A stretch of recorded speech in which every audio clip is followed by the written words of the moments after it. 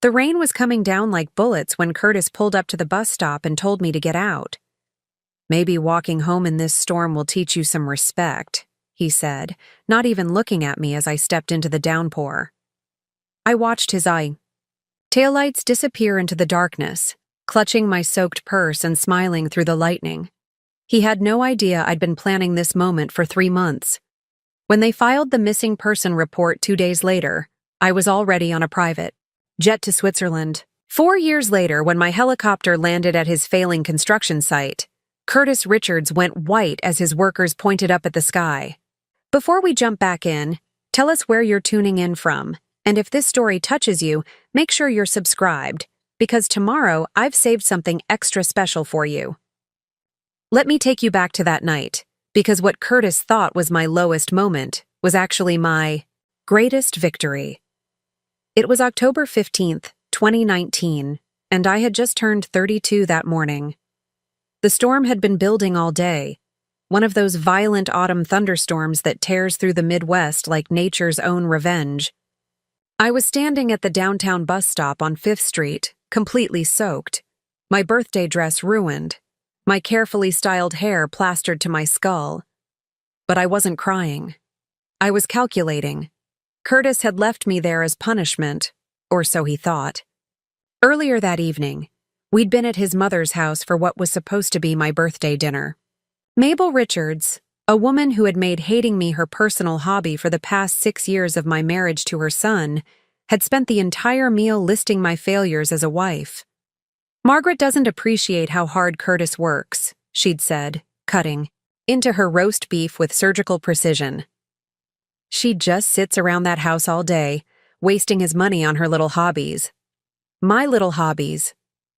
As if the freelance graphic design work that had been quietly funding our emergency savings account for 3 years was some kind of adorable time waster. As if the financial planning I'd been doing had kept us from bankruptcy twice. As if my careful budgeting wasn't the only reason Curtis could afford his weekly poker games and expensive tools. "Mother's right," Curtis had said, not even glancing at me. "You need to start showing some gratitude for the life I've given you. The life he'd given me. The life where I managed every household expense, coordinated every social obligation, and somehow remained invisible while doing it all. The life where his friends Luke Smith and Andy Rogers treated me like their personal waitress at every gathering. The life where his mother openly discussed how disappointed she was that Curtis hadn't married Lauren Patterson, the doctor's daughter, who got away." I had smiled and nodded through dinner, just as I'd been doing for years. But inside, I was reaching a conclusion that had been building for months. I was done. The storm outside Mabel's house had been perfect cover for what came next. Curtis had been drinking heavily, his usual response to his mother's criticism of everything from my career to my inability to produce grandchildren. When it was time to leave, he was belligerent and spoiling for a fight. "You embarrassed me tonight," he'd slurred as we drove through the torrential rain, "sitting there like a bump on a log while my mother tried to help you understand your responsibilities." Help me understand. As if being systematically diminished and criticized was somehow educational. "I'm sorry you feel that way," I'd replied, calmly, watching the windshield wipers struggle against the downpour. "Sorry I feel that way?" His voice had risen to that dangerous pitch I knew so well. "You should be sorry for being so ungrateful. You know what? Maybe you need to learn some humility." That's when he'd pulled over at the bus stop on 5th Street, right in the heart of downtown where the buses stopped running after 9 p.m. It was nearly 10:30. "Get out," he'd said, his eyes glittering with cruel satisfaction. "Walk home. Maybe the exercise will help you think about how good you have it." 12 miles, in a thunderstorm, in heels and a dress. It was supposed to be my humiliation, my breaking point. The moment that would finally make me grateful for his benevolence. Instead, it was my liberation. Because here's what Curtis didn't know. I had been planning my escape for 3 months. Not from our marriage, though that was certainly part of door, but from the entire life that had slowly strangled me into invisibility. 3 months earlier, I'd made a discovery that changed everything. Curtis had left his laptop open, and I'd seen the emails. Not from another woman. Curtis was too lazy and self-absorbed for an affair. No, these emails were worse. They were from his mother, his friends, and even his sister Ginny, all discussing the Margaret problem, how to make me more compliant, how to break my stubborn streak, how to convince me to quit my design work and focus on being a proper housewife. They'd been strategizing about my life like I was some kind of difficult project to be managed. But the worst part wasn't the manipulation. It was the casual contempt. The way they discussed me like I was too stupid to notice what they were doing. The assumption that I would simply accept whatever they decided was best for me. That night, I'd started planning. Not revenge. Revenge would have been too simple, too small. I'd started planning transformation. I had more going for me than Curtis or his family realized. My little hobby of graphic design had earned me over $80,000.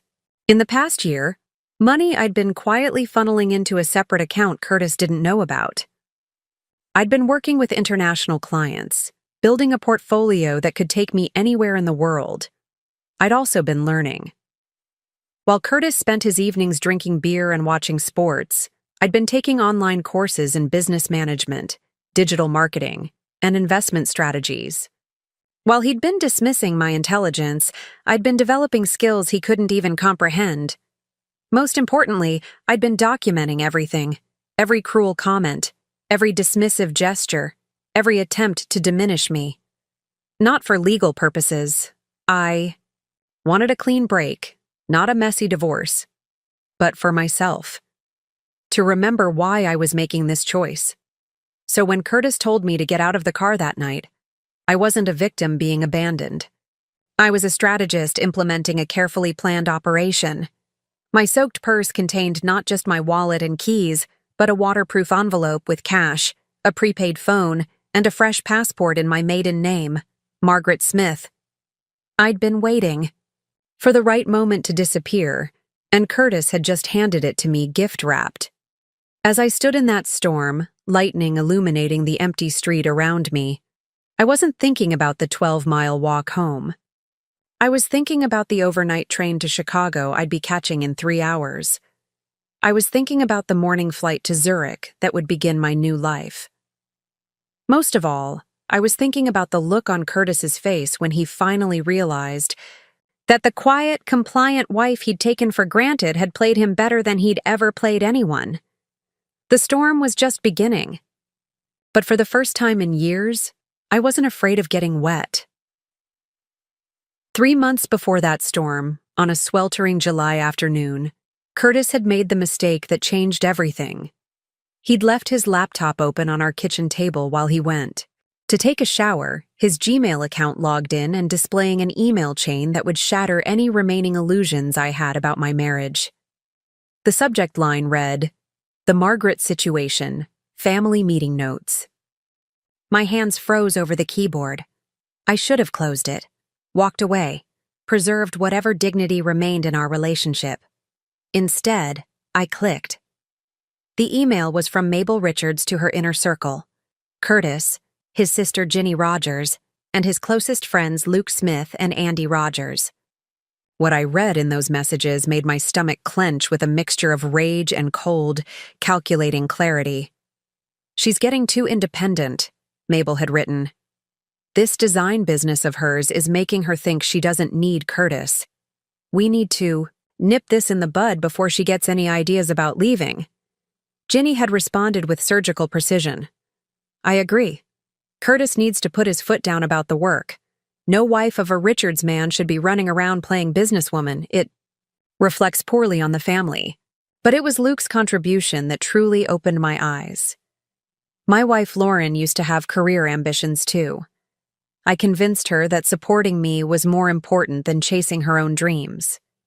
Now she's perfectly content managing the household and helping with my practice. Curtis just needs to be firmer. Andy had chimed in with his own wisdom. Preparing and narrating this story took us a lot of time, so if you are enjoying it, subscribe to our channel. It means a lot to us. Now back to the story. The key is making her feel like the work is her choice to give up. Create enough obstacles, enough criticism, enough family obligations that she'll eventually quit on her own. Then she'll never resent you for making her stop. Curtis's response had been the final nail in the coffin of our marriage. You're all right. I've been too soft. Time to remind Margaret where her priorities should be. The birthday dinner at Mom's will be perfect timing. Margaret always gets emotional about family stuff. They had been planning to break me, systematically, methodically, with the cold efficiency of people who saw me not as a person, but as a problem to be solved. Once I started looking, the pattern became impossible to ignore. Every family gathering where I'd been subtly criticized. Every suggestion that my work was taking time away from Curtis. Every casual comment about how successful wives supported their husbands' ambitions rather than pursuing their own. It wasn't accidental, it was coordinated. I scrolled through months of emails, each one revealing another layer of manipulation. They discussed my schedule, my client meetings, my income, information Curtis had been gathering and sharing with his family like intelligence reports. Margaret made $12,000 last month, one email read. That's more than Curtis made from the construction business. She's getting too confident. Too confident. As if confidence in a wife was something dangerous, something to be managed and contained. I found detailed plans for undermining my work. Mabel scheduling family emergencies during my important client presentations. Ginny calling with urgent needs right before my deadlines. Curtis picking fights the night before big meetings, ensuring I'd be emotionally drained and off my game.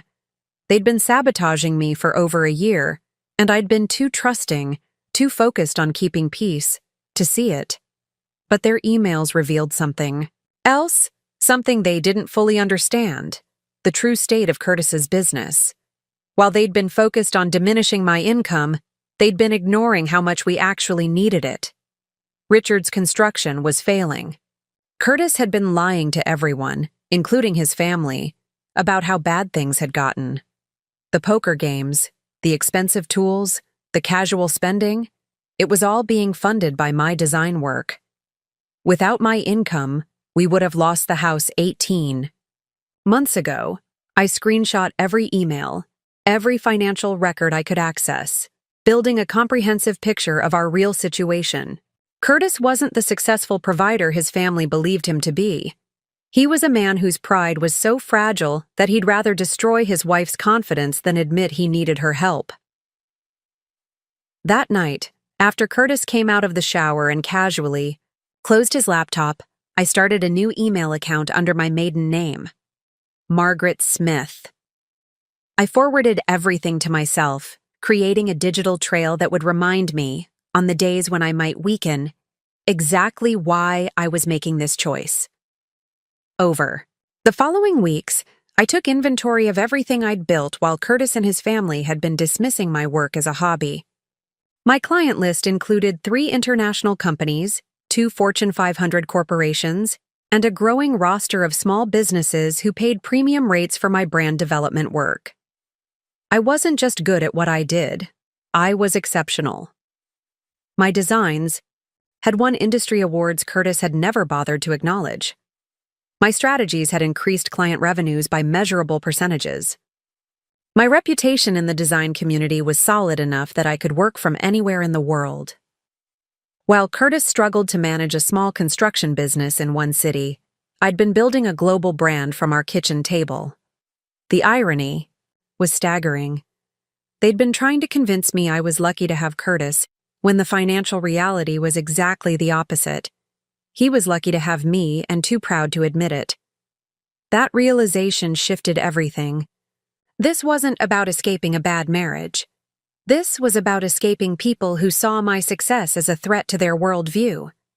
People who would rather see me diminished than acknowledge that their assumptions about gender roles were outdated and wrong. I started planning not just an exit, but a transformation. If they wanted to underestimate me, I would use that underestimation as a weapon. I researched business opportunities in Europe, where my design aesthetic and marketing skills would be valued differently. I identified markets where American expertise in digital branding was in high demand. I began learning basic German and French through online courses, telling Curtis I was taking hobby classes to improve myself. He encouraged it, thinking I was finally focusing on self-improvement rather than career ambitions. He had no idea. I was preparing to build something far beyond his comprehension. I also started working out, not for vanity, but for strength, physical and mental. I took self-defense classes, telling Curtis I wanted to feel safer when he was working late. I opened investment accounts, learning to grow the money I was quietly moving out of our joint finances. Every skill I developed, every plan I made, every dollar I saved, it all happened while Curtis and his family continued their campaign to make me smaller. They thought they were winning because I stopped arguing with their criticisms. They didn't realize I'd stopped caring about their opinions entirely. By early October, I had everything in place. A substantial war chest in my private accounts. A portfolio strong enough to secure clients anywhere in the world. Documentation of every manipulative conversation, every coordinated attack on my confidence, every lie Curtis had told about our finances. Most importantly, I had clarity. I understood exactly who these people were and what they thought of me. The sad part wasn't their cruelty. It was their assumption that I was too weak or too stupid to recognize it. They'd given me the gift of absolute moral clarity. I owed them nothing. All I needed was the right moment to disappear. A moment when my absence would be dramatic enough to make a point, but clean enough to ensure they couldn't follow me. Curtis handed me that moment on a silver platter, wrapped in a thunderstorm and tied with his own arrogance. As I stood in that rain 3 months later, I wasn't thinking about their betrayal anymore. I was thinking about my freedom. After discovering those emails, I became an actress in my own life. Every morning, I woke up next to Curtis and smiled the same smile I'd been giving him for 6 years. I made his coffee exactly how he liked it. 2 sugars, splash of cream.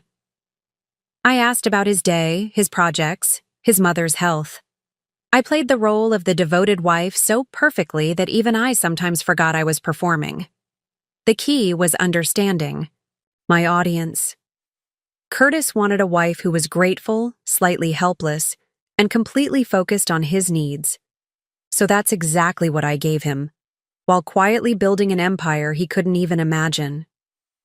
"Honey," I said one morning in late August, buttering his toast with practiced precision, "your mother mentioned that Ginny might need help with the church fundraiser. Should I volunteer?" Curtis looked up from his phone, pleased. "That's thoughtful. Of you, Maggie.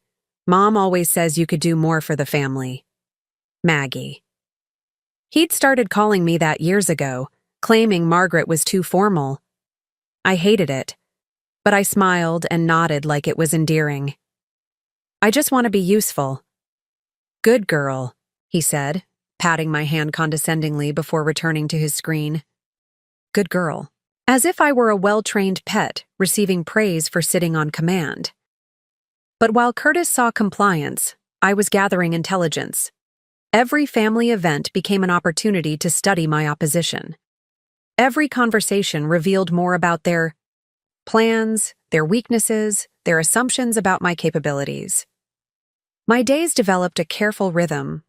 Mornings belonged to Curtis, making breakfast, discussing his schedule, playing the supportive wife. But once he left for the construction site, I transformed into someone he'd never met. Margaret Smith, international brand consultant. I worked from our converted spare bedroom, which Curtis dismissively called my craft room. He had no idea that from this small space, I was managing projects across 3 continents. While he struggled to coordinate local construction jobs, I was developing marketing strategies for companies in London, Berlin, and Tokyo. My client calls happened during his work hours. Video conferences were scheduled around his routines. International collaboration occurred while he watched television, completely unaware that the woman bringing him beer and pretzels was simultaneously closing deals worth more than his annual income. The irony was delicious. Curtis often complained about wives who didn't understand business, never realizing he was married to someone who understood it better than he did. I built systems to maintain my double life. Separate phone lines routed through my laptop. Business correspondence forwarded to an address Curtis didn't know about. Financial transactions carefully timed to avoid his attention. Every detail managed with the precision of a covert operation. Because that's exactly what it was. Curtis's family made excellent unwitting informants. They spoke freely around me, treating me like furniture that occasionally needed instructions. Their casual conversations revealed everything I needed to know about their dynamics, their finances, and their plans. At Sunday dinners, I learned that Luke Smith's medical practice was struggling with malpractice insurance costs. His wife, Lauren, had been forced to take a part-time job at a dental office, despite his previous claims about her being perfectly content managing their household. The irony was lost on everyone except me.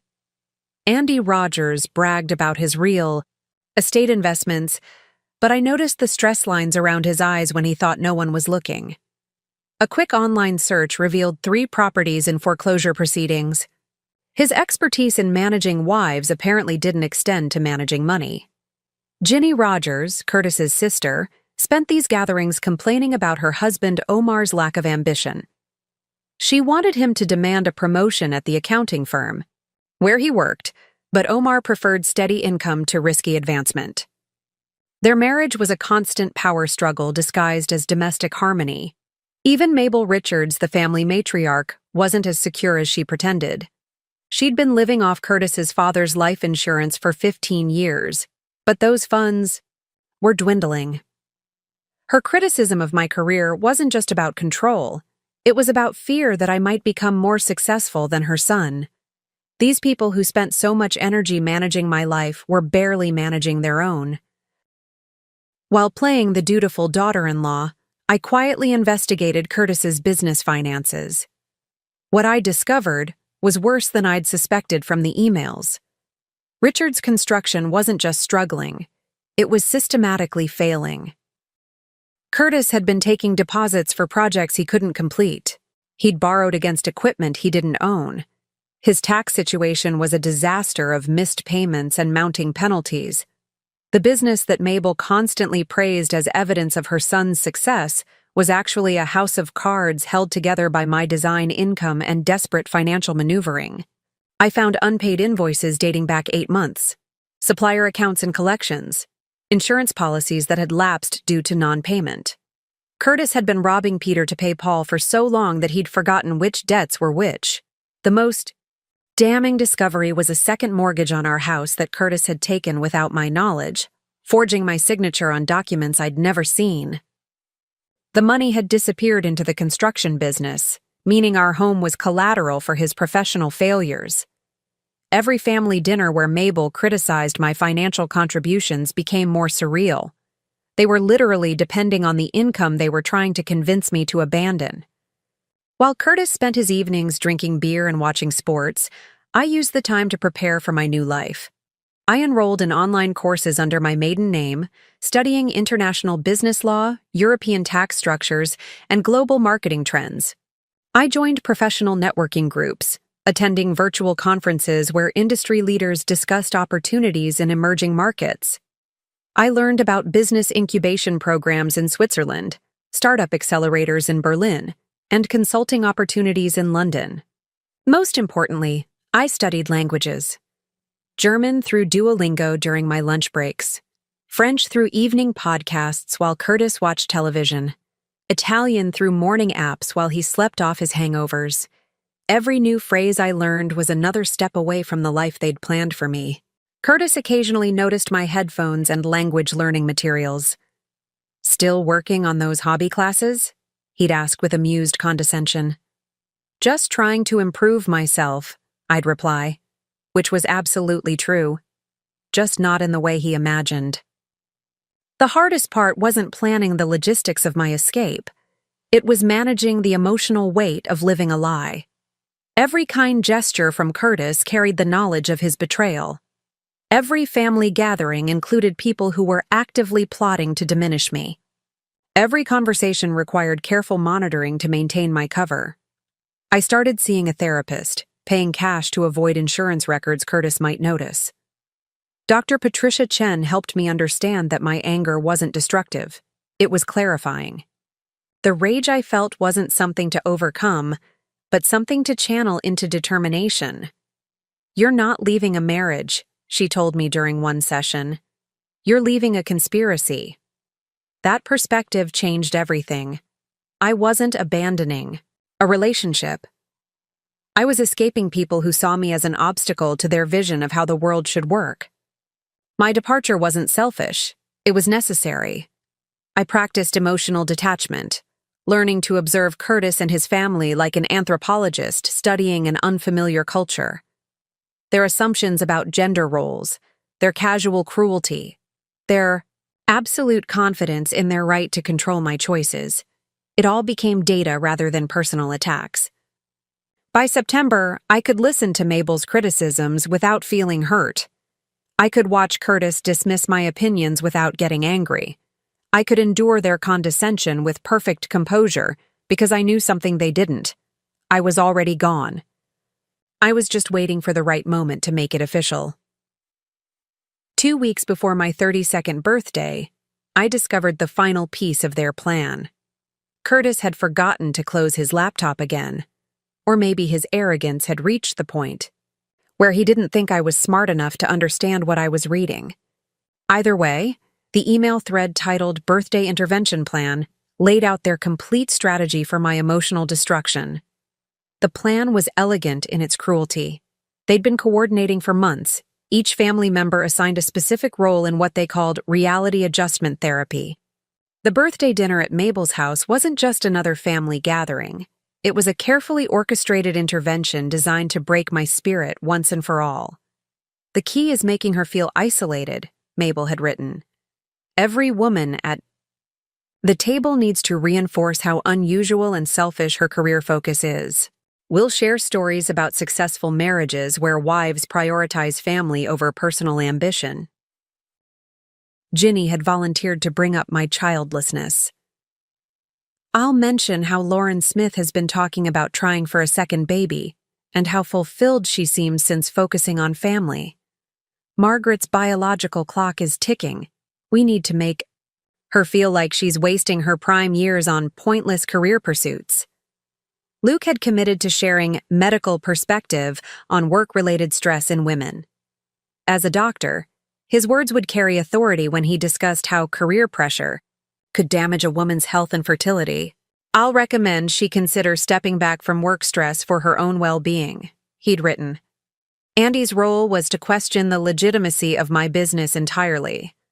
"I'll ask detailed questions about her client base, tax obligations, and business registration. Most women doing freelance work don't understand the legal implications. I'll make it clear that she's probably operating illegally and could face serious consequences." Curtis's job was to deliver the final blow. After his family had spent the evening undermining my confidence and questioning my choices, he would offer the solution. "I'll suggest she take a break from work to focus on our marriage and starting a family. I'll frame it as romantic, wanting to provide for her so she doesn't have to worry about money anymore." The email chain included backup strategies if I proved resistant to their initial approach, escalation tactics, ways to make my work life more difficult, plans to sabotage my client relationships if I didn't voluntarily step back. Reading their coordination was like discovering that people you'd trusted had been plotting your assassination, except instead of killing your body, they wanted to murder your spirit, your independence, your sense of self-worth. But the conspiracy went deeper than I'd realized. The email threads revealed that other family friends had been recruited into their campaign. People I'd considered neutral had been quietly gathering intelligence and reporting back to Mabel. Sarah Chen from Curtis's poker group had been asking her husband questions about my business practices, then sharing my responses with the family. When I'd mentioned a difficult client situation at a barbecue, thinking I was just making conversation, Sarah had reported every detail to Mabel as evidence of my inability to handle professional stress. Even our neighbor, Mrs. Patterson, Lauren's mother, had been monitoring my work schedule and reporting on my excessive business calls. The times I'd stepped outside to take international client calls had been logged and interpreted as evidence that my work was taking over our home. They'd turned my entire social circle into unwitting surveillance. Every casual conversation had been mined for information. Every moment of frustration or uncertainty had been documented and weaponized. The isolation hadn't been accidental. They'd been systematically cutting me off from anyone who might support my career ambitions or question their traditional family values. When I'd mentioned wanting to join a local business networking group, Ginny had convinced me it would be too time-consuming. When I'd considered taking a graphic design course at the community college, Mabel had scheduled family emergencies every night the class met. They'd been managing my social environment as carefully as a prison warden managing inmates. The most damaging revelation was how they'd been undermining my business behind my scenes. The coincidental family emergencies that always seemed to happen during my important client presentations weren't coincidental at all.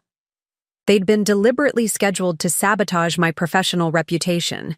Andy Rogers, with his real estate connections, had been spreading subtle rumors about my business practices among local entrepreneurs.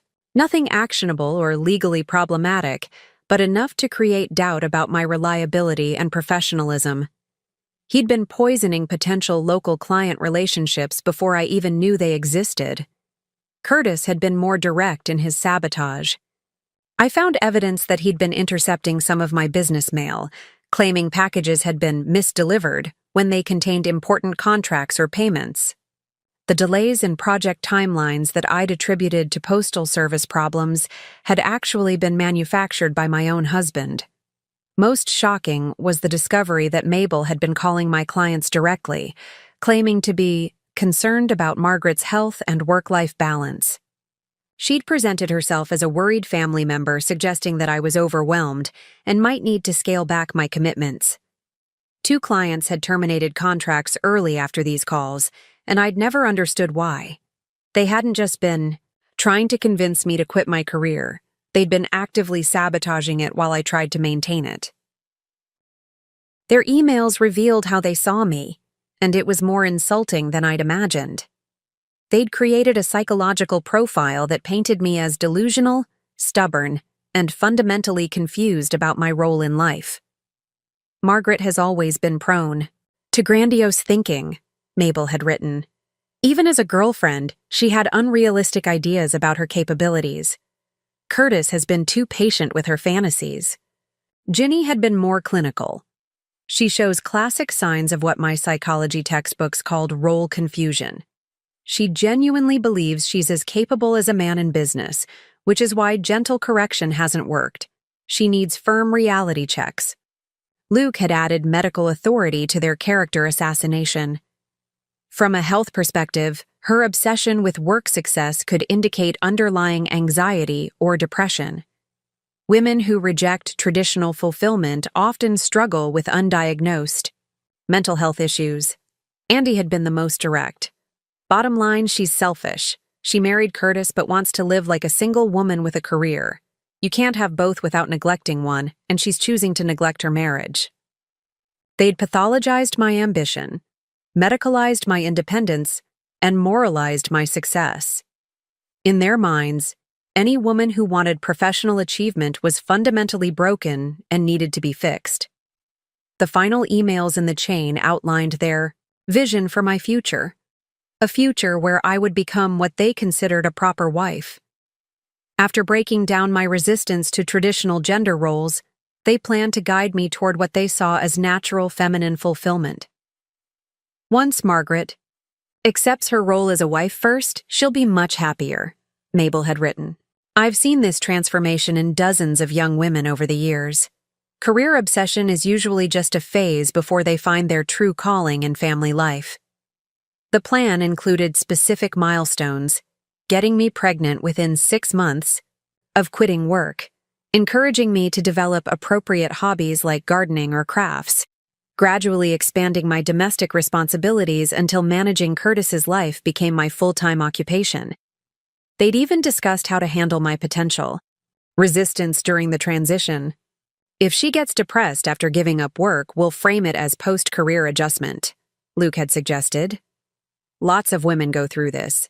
The solution is keeping her busy with family responsibilities until she adjusts to her new role, Jutno had enthusiastically endorsed this timeline. Once she's pregnant, the work obsession will end naturally.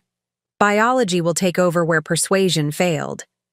They'd mapped out my entire future without consulting me, confident that they understood my needs better than I did.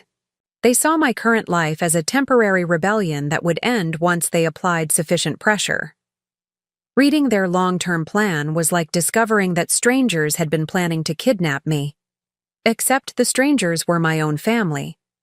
And instead of holding me for ransom, they wanted to hold me forever. Sitting in my kitchen, reading their detailed psychological profile and 10-year plan for my life, I experienced something I'd never felt before.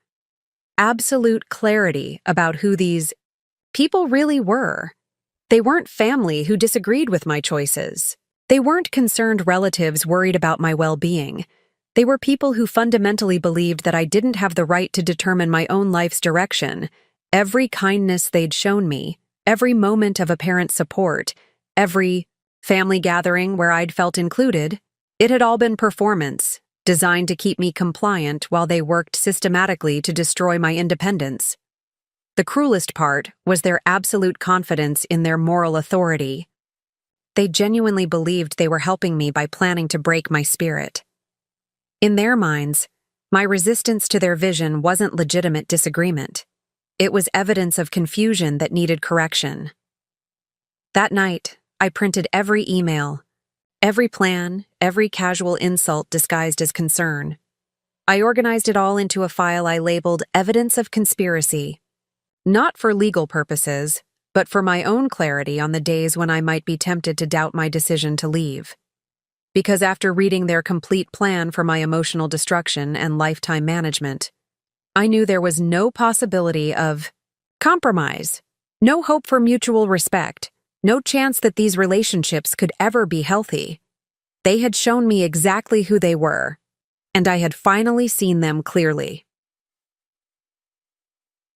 October 10th, 5 days before my birthday, was the day I stopped pretending. There might be another solution. I'd come home early from securing a 6-figure contract with a Berlin tech startup, the kind of success that should have made Curtis proud. Curtis was in the kitchen, talking on his phone with casual cruelty. No, Mom, she doesn't suspect anything. Still thinks her little computer games matter. I froze in the hallway, listening through the crack in the door. The birthday plan is perfect timing, he continued. She's been more confident lately, which means she needs a bigger reality check. By Christmas, she'll be pregnant and this whole career phase will be over. Women always get more realistic once biology kicks in. They laughed together, and the sound was like ice water in my veins. The casual dismissal of my agency in my own reproduction. The assumption that pregnancy would automatically transform me into the compliant wife they wanted.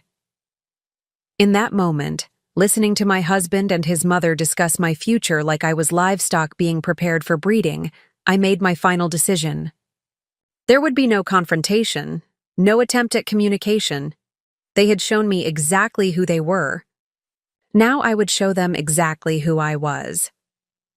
That night, while Curtis slept beside me, I executed the financial strategy I'd been planning for months.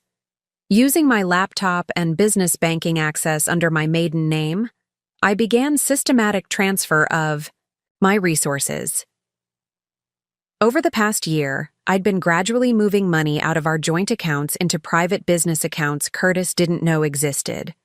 Small amounts, carefully timed to look like routine business expenses. Curtis had been so focused on criticizing my work that he'd never bothered to understand how much it actually earned. By dawn, I had consolidated $47,000 in liquid assets. Money Curtis couldn't access, couldn't freeze, couldn't use to control my movements. I also activated international business credit lines I'd been establishing through my consulting work. European banks were remarkably willing to extend credit to American consultants with proven track records. The irony was perfect. While Curtis and his family plotted to make me financially dependent on him, I'd been building financial independence they couldn't even imagine. I prepared a detailed letter explaining my decision to leave, citing specific examples of emotional manipulation and financial deception. I included copies of the emails I'd discovered, creating an irrefutable record of their conspiracy against me. The letter would be mailed to Curtis's lawyer the day after I disappeared. I also drafted a comprehensive divorce petition, complete with evidence of Curtis's financial mismanagement and my own asset documentation. Most importantly, I prepared detailed financial disclosure showing how my income had subsidized Curtis's failing business for 3 years. Margaret Richards would disappear on October 15th. Margaret Smith would begin her new life on October 16th. I'd been laying the groundwork for this transition for months. Business licenses, professional certifications, banking relationships, all established under my maiden name through my consulting work. I updated my passport, established a business address in Switzerland, and secured consultancy contracts worth over $200,000 annually. Most crucially, I secured the contracts that would fund my new life. 3 major European clients had already committed to long-term projects. I would be leaving Curtis's world not as a refugee, but as a successful entrepreneur, with confirmed income and professional standing. By October 14th, I was ready.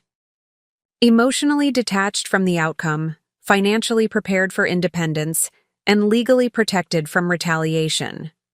All I needed was the right moment to make my exit dramatic enough to ensure they would never see me as weak again. Curtis, in Tiao. His infinite arrogance was about to hand me that moment on a silver platter. The 5 days between my decision and my birthday became the most intense period of my life. Every moment had to be perfectly choreographed, every detail planned with military precision. I was preparing not just to leave, but to disappear so completely that they would never be able to find me. My morning routine remained exactly the same. Coffee for Curtis, pleasant conversation about his work schedule, the same smile I'd been wearing for 6 years. But every afternoon, while he was at the construction site, I transformed into someone he'd never met, a woman planning the most elaborate escape in modern relationship history. I systematically photographed every document. I might need birth certificate, social security card, college transcripts, professional certifications, medical records. I uploaded everything to encrypted cloud storage accessible only through accounts Curtis didn't know existed. The originals went into a waterproof envelope hidden in my old college backpack. My digital disappearance required careful orchestration. Over the past months, I'd been gradually shifting my entire online presence away from accounts Curtis could access. New email addresses, new social media profiles, new professional networking accounts, all under my maiden name, all invisible to anyone from my current life. I wiped my laptop's hard drive and installed software that would encrypt everything and route my internet traffic through virtual private networks. If Curtis tried to track my online activity after I left, he would find nothing. My digital footprint would simply stop on October 15th. I created decoy social media activities scheduled to post automatically for weeks after my departure. Pictures from our photo albums, generic status updates about weather and daily life, carefully crafted to suggest I was still living my normal routine. I purchased a new phone under my maiden name and gradually transferred all my important contacts and business relationships to the new number. On October 16th, Margaret Richards's phone would go silent forever, while Margaret Smith's phone would already be fully operational. Creating a secure financial foundation required months of careful maneuvering. I'd been establishing business relationships with European banks since July, using my consulting income to build credibility with international financial institutions. By October, I had business accounts in Switzerland, Germany, and the United Kingdom. I liquidated every asset I could access without triggering suspicion. Jewelry, inherited items, even the modest stock portfolio I'd built from my grandmother's inheritance. Everything convertible to cash was quietly sold and transferred to my international accounts. The most satisfying part was discovering how much money I'd actually saved over the years. While Curtis spent freely on tools, poker games, and weekend trips with his friends, I'd been quietly building emergency funds he'd forgotten existed. My consulting business had been building toward this moment for months without Curtis realizing it. Every new client I secured, every contract I negotiated, every professional relationship I developed was designed to be location-independent and culturally transferable. I spent the week confirming my major contracts and explaining to clients that I would be relocating my operations to Europe for expanded market access. This was received enthusiastically. American marketing expertise was highly valued in European markets. I also secured 3 new major contracts scheduled to begin in November, ensuring that my income stream would actually increase after my departure. Curtis's family had spent months trying to convince me that my work was a hobby that couldn't support me independently. They were about to discover how wrong they'd been. The hardest part wasn't logistical, it was psychological. I had to prepare myself to hurt people I'd once loved, even though they'd been systematically hurting me for years. I wrote letters I would never send, expressing everything I'd wanted to say during 6 years of marriage. The exercise helped me process my emotions without compromising my operational security. The most difficult letter was to Curtis himself. Not an explanation. He didn't deserve my emotional labor, but a legal notification that our marriage was over and that I would be filing for divorce. The letter was cold, factual, and included copies of the emails I'd discovered. On October 14th, the night before my birthday, I lay in bed next to Curtis and smiled in the darkness. Tomorrow, he would drive me to that bus stop thinking he was teaching me humility. Instead, he would be delivering me to my freedom. Every detail was in place, every contingency planned, every bridge prepared for burning. I was ready. October 15th. Dawned clear and cold. I woke up before my alarm, my body electric with anticipation. Curtis was still sleeping, completely unaware that this would be the last morning we would ever share a bed. When Curtis stumbled downstairs, I greeted him with the brightest smile I'd worn in months. "Happy birthday to me," I said cheerfully, setting his coffee mug down exactly where he expected it. "Ready for tonight?" he asked, taking a sip of coffee. "I can't wait," I replied, and for the first time in years, I meant it completely. "I have such a good feeling about today." Curtis looked pleased, probably interpreting my excitement as evidence that their plan was already working. "Mom's really looking forward to it. She has some things she wants to discuss with you. I've been thinking a lot lately about family, about priorities. I think tonight might be exactly what I need." The confusion in his eyes was delicious. He'd expected me to be apprehensive about facing his family's criticism, not genuinely excited about it. While Curtis went to work, I spent my birthday executing the final phase of my escape plan. I confirmed my transportation arrangements, the car service that would pick me up from the bus stop, the overnight train to Chicago, the morning flight to Zurich. My few precious possessions were already secured in a storage unit across town, moved there gradually over the past week in boxes labeled old college stuff that Curtis had helped me carry without suspicion. The house would be left exactly as Curtis expected to find it when he returned. My clothes in the closet, my toiletries in the bathroom, my laptop charging on the kitchen counter. The only things missing would be items so small he might not notice, their absence for days. I spent the afternoon preparing one final surprise, an envelope containing printed copies of every email, every plan, every casual cruelty they'd shared about me. Not as ammunition for revenge, but as evidence that I'd known exactly what they were doing and had chosen my response accordingly. When Curtis came home that evening, I greeted him with enthusiasm that bordered on manic. I'd chosen my outfit carefully, the blue dress he'd complimented months ago, the pearl earrings his mother had given me for Christmas, the wedding ring that would soon become evidence in divorce proceedings. "You look beautiful," he said, genuinely surprised. "I wanted to look special tonight," I replied.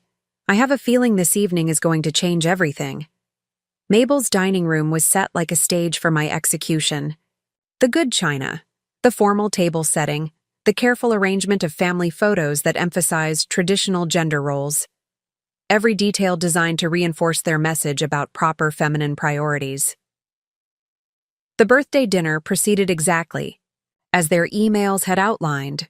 Casual questions about my work that grew progressively more critical, subtle references to my childlessness, medical advice about stress and fertility, gentle suggestions that I might be happier with different priorities. Responded to each attack with thoughtful consideration, as if I'd never heard these ideas before and found them fascinating. I asked follow-up questions, sought clarification, expressed gratitude for their concern. "You're all so wise," I said during dessert. "I can see why Curtis values your opinions so much. You've given me a lot to think about." Curtis reached over and squeezed my hand, his eyes bright with anticipation of victory. "I told you they care about you, Maggie. We all want what's best for you." "I know," I said softly. "And I think I'm finally ready to accept what that means." The satisfaction around the table was palpable. They thought they'd won. They thought I'd been broken by their coordinated assault on my confidence and independence. They had no idea that, in less than 3 hours, I would vanish from their lives forever, leaving behind only evidence of their conspiracy and the echo of their own arrogance. The final act was about to begin. The rain started just as we left Mabel's house, fat droplets, splashing against the windshield like tears from an angry sky. Curtis was unusually quiet during the drive, his jaw set in that familiar expression of righteous determination. "That was a wonderful evening," I said softly, watching the storm intensify outside. "Your family really opened my eyes tonight." "They care about you, Maggie," he said, his voice carrying that patronizing tone I'd grown to despise. "Sometimes caring means having difficult conversations." "I understand that now," I replied, my voice trembling with what Curtis interpreted as impending surrender. "I've been so selfish, so focused on my own wants instead of what's best for our family." The smile that spread across his face was predatory. This was the moment he'd been building toward for months, the complete acknowledgement of his authority over my choices, my ambitions, my very sense of self. The storm was getting worse, sheets of rain turning the familiar streets into a blurred waterscape. Curtis drove with the confidence of a man who believed he was rescuing me from my own delusions. When Curtis pulled over at the 5th Street bus stop, I felt a strange moment of gratitude. Not for what he was about to do, but for the absolute clarity of his character that this moment would provide. The rain was coming down in torrents now, the kind of storm that soaks through clothing in seconds. The bus stop offered minimal shelter, just a thin metal roof that seemed designed more for aesthetic purposes than actual protection. "Get out," Curtis said, his voice cold with manufactured authority. I turned to look at him, letting confusion and hurt play across my features. "Curtis, what are you doing?" "Teaching you a lesson you should have learned years ago," he replied, his eyes glittering with cruel satisfaction. "Maybe walking home in this storm will help you understand how good you have it." But it's 12 miles, I said, my voice breaking with perfectly calculated desperation. In this weather, Curtis, please, I'm sorry if I upset your family. You didn't mean to be selfish, he interrupted. You didn't mean to prioritize your little hobby over your marriage? Each question was a dagger thrust, designed to maximize psychological damage. He wanted me to feel small, helpless, dependent on his mercy for basic safety. I understand now, I whispered, stepping out into the storm. I'll do better, I'll be better. I hope so, he said, already putting the car in drive. For both our sakes. As Curtis's taillights disappeared into the storm, I stood alone at the bus stop and began to laugh. Not the bitter laughter of defeat, but the pure joy of a woman who had just witnessed her husband reveal exactly who he really was. The rain soaked through my birthday dress within seconds, but I felt warmer than I had in years. Every drop that hit my skin washed away another layer of doubt, another moment of wondering whether I was being too harsh in my judgment. Curtis had just provided the perfect punctuation mark to 6 years of subtle emotional abuse. A man who loved. His wife would never leave her stranded in a dangerous storm as punishment for having opinions he disliked. I pulled out the waterproof phone I'd hidden in my purse. The car service I'd arranged was already en route, scheduled to arrive exactly 20 minutes after Curtis's departure. Timing was everything in operations like this. While I waited, I composed a text message to my sister in California. Starting. Over tonight. We'll explain everything soon. I'm safe and I'm free. The message was scheduled to send in 3 hours, after I was safely on the train to Chicago. Miles away, Curtis was probably already on the phone with his mother, reporting the success of their birthday intervention. They thought they understood psychology, thought they knew how to break someone's spirit and rebuild it according to their specifications. By the time Curtis realized I wasn't walking home in the storm, I would be beyond their reach forever. The headlights of my rescue vehicle appeared through the rain exactly on schedule. As I climbed into the warm, dry interior, I felt the last chains of my old life falling away. The storm that Curtis thought would break me had actually been my salvation.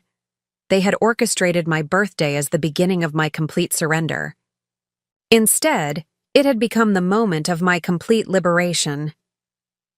As my rescue car pulled away from the bus stop, I allowed myself one moment of pure satisfaction. Curtis thought he had just delivered the decisive blow in his campaign to break my spirit. Instead, he had given me the perfect excuse to disappear forever. The driver, Patricia, handed me a towel without judgment. I'd booked her service specifically, because her reviews mentioned discretion and reliability. Rough night? She asked quietly. Actually, I said, surprising myself with the honesty. It's the best night I've had in years. During the 20-minute drive to the train station, I executed the final phase of my communication strategy. My phone contained pre-written text, messages to everyone who needed to know I was safe, each scheduled to send at carefully calculated intervals over the next 48 hours. The messages would create a trail suggesting spontaneous adventure rather than calculated escape. By the time Curtis realized these were automated, I would be established in my new life with legal residency and professional credentials. At the train station, I completed the most satisfying task of my entire escape, delivering the evidence, package that would shatter Curtis's family's confidence in their psychological warfare. The package contained every email I'd discovered, organized chronologically with highlighted sections showing their coordination. I'd included a detailed timeline showing how their family emergencies had been deliberately scheduled to sabotage my client presentations. Most damning of all, I documented how my income had been subsidizing Curtis's failing business for 3 years. The cover letter was brief and clinical. Curtis, I found your emails. All of them. I know about the birthday intervention plan, the campaign to undermine my business, and your family's coordinated effort to break my spirit. I know about the second mortgage you took on our house without my consent. I am filing for Divorce. I am not hiding from you. I am simply building a life where people like you cannot touch me. Margaret Smith.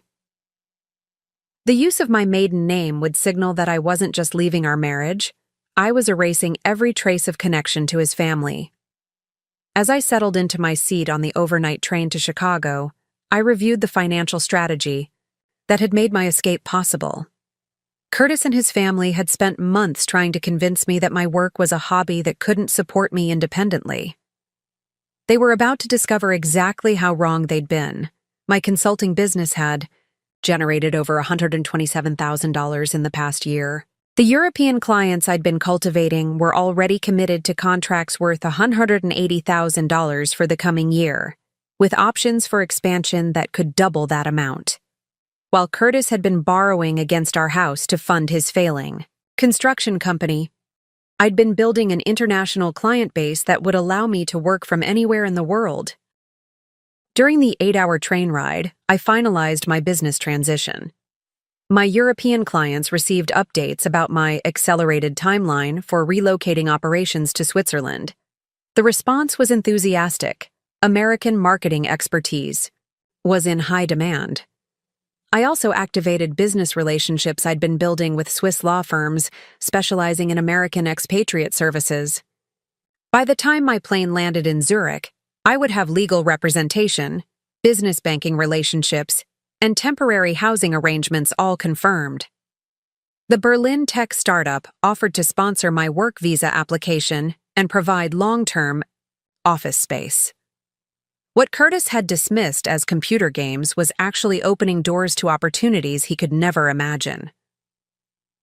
As dawn broke over the Illinois countryside, I completed the final step, officially becoming Margaret Smith in every practical sense. My passport, business licenses, banking relationships, and professional credentials were all legitimate and legal. Margaret Richards would simply disappear from all records and databases, while Margaret Smith emerged as a successful international consultant with established credentials and proven expertise. As the train pulled into Chicago's Union Station, I realized that the most difficult part of my escape was over. I had successfully extracted myself from a toxic situation with my dignity, my resources, and my future intact. The woman who stepped off that train was not a victim fleeing abuse, but a successful professional relocating to expand her business opportunities. Curtis had given me the perfect cover story for my disappearance, and I had used his cruelty as the foundation for my freedom. Margaret Smith was ready to conquer Europe. 36 hours after Curtis left me at that bus stop, I was sitting in a first-class cabin 30,000 feet above the Atlantic Ocean, sipping champagne and watching the American coastline disappear beneath layers of clouds. The transformation was so complete that I felt like I was witnessing someone else's life. The flight attendant, Sophie, complimented my composure during takeoff. "First time to Europe?" she asked in accented English. "First time to my new life," I replied, surprised by how natural the words felt. The business class ticket had been an indulgence, but also a statement. Margaret Richards had flown economy on the rare occasions Curtis deemed travel worthwhile. Margaret Smith traveled in comfort because she understood that investing in her own well-being was sound business practice.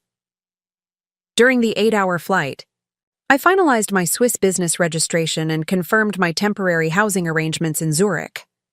By the time I landed, Margaret Smith would be a legal resident with confirmed accommodation and active business operations. Landing in Zurich felt like stepping into a different universe. The airport was a monument to Swiss efficiency and cleanliness, everything arranged with precision that reflected the cultural values I hoped to adopt.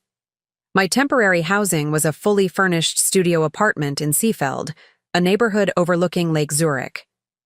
The rental had been arranged through a corporate housing service that specialized in international business relocations, lending legitimacy to my story of expanding operations to European markets.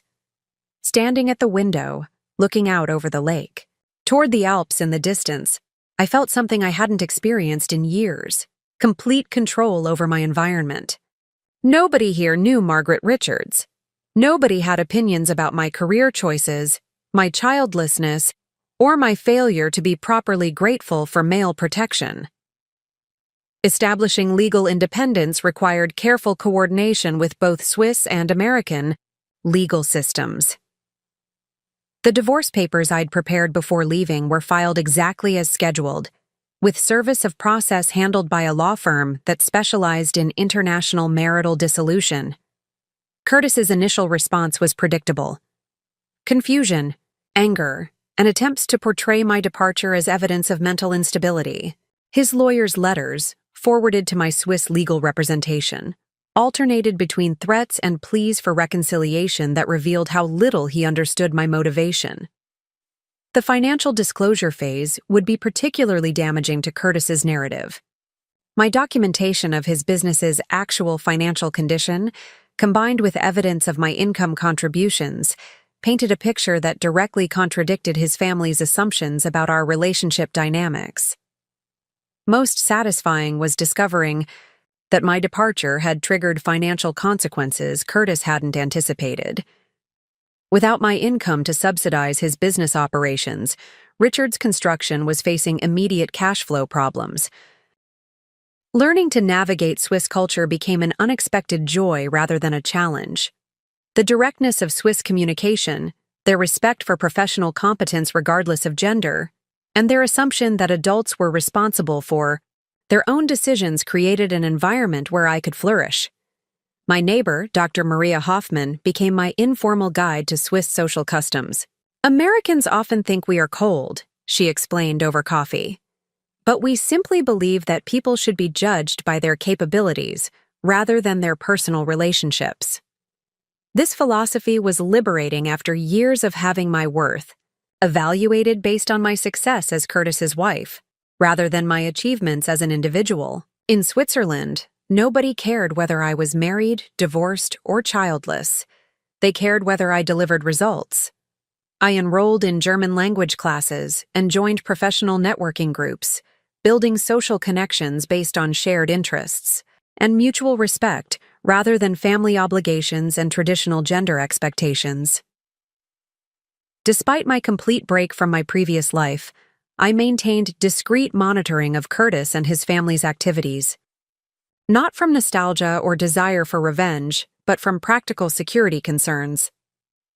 The monitoring revealed that Curtis's initial disbelief had evolved into a narrative of victimization. He was telling anyone who would listen that I had suffered some kind of breakdown and abandoned our marriage without explanation. The evidence package I'd left behind was being dismissed as fabricated. Mabel Richards was leading a family campaign to have me declared mentally incompetent, believing this would allow them to access my financial accounts or force my return. Their lawyer had informed them that international law made such efforts practically impossible. Most telling was that none of them had attempted to contact me directly. No emails, no social media messages, no attempts to understand my perspective. They remained convinced that I was the problem, rather than recognizing that their treatment of me had been the cause of my departure. This confirmed what I'd suspected all along. They'd never seen me as a person whose opinions mattered, only as a project that had malfunctioned and needed to be repaired or replaced. My first 3 months in Switzerland taught me that rebuilding a life required more than just changing geography. It demanded a complete reimagining of how I operated in the world. Everything from opening a bank account to registering for health insurance became an education in self-reliance that Curtis's family would never have believed me capable of managing. The bureaucracy that many expatriates found frustrating became my playground. Each form completed, each regulation mastered, each system navigated successfully, was proof that I could handle complexity without a man to help me understand what I was supposedly too delicate to manage alone. My German lessons became more than language acquisition. They were lessons in confidence. Dr. Elizabeth Miller, my instructor, was a retired professor who approached language learning as character development. When you speak German, she told me, you must be direct. German does not permit the apologetic speaking patterns American women often use. She was right. German forced me to state my needs clearly, to express opinions without hedging, to claim space in conversations rather than deferring to others. Learning to say ich brauche, I need, without softening it, was linguistic therapy that extended far beyond vocabulary. Within 6 months, I was conducting client meetings in basic German. "Your accent is terrible," laughed Herr Jakob Brenner, CEO of a Zurich-based marketing firm, "but your confidence is perfect." My consulting practice evolved rapidly once I was physically present in European markets. What had been a successful but limited American operation became a thriving international consultancy that attracted clients. I never could have reached from Curtis's world. The work itself was more intellectually challenging than anything I'd done before. European businesses approached marketing with sophistication that required me to elevate my strategic thinking. Cultural nuance became as important as technical expertise. My breakthrough client was Innovación Barcelona, a Spanish tech company that needed to establish market presence in Germanic countries. Their founder, Carmen Vega, became both a client and a mentor, teaching me how successful European businesswomen navigated professional relationships. "American women apologize too much," Carmen observed during a strategy session. "You say, I think maybe we should consider, when you mean we must do this immediately." European clients prefer directness. They hired you for expertise, not politeness. Under Carmen's guidance, I learned to present recommendations with authority rather than suggestion. Instead of, "What do you think about trying this approach?" I learned to say, "This strategy will increase your market penetration by 30% within 6 months." By my first anniversary in Europe, my client roster included companies in 6 countries.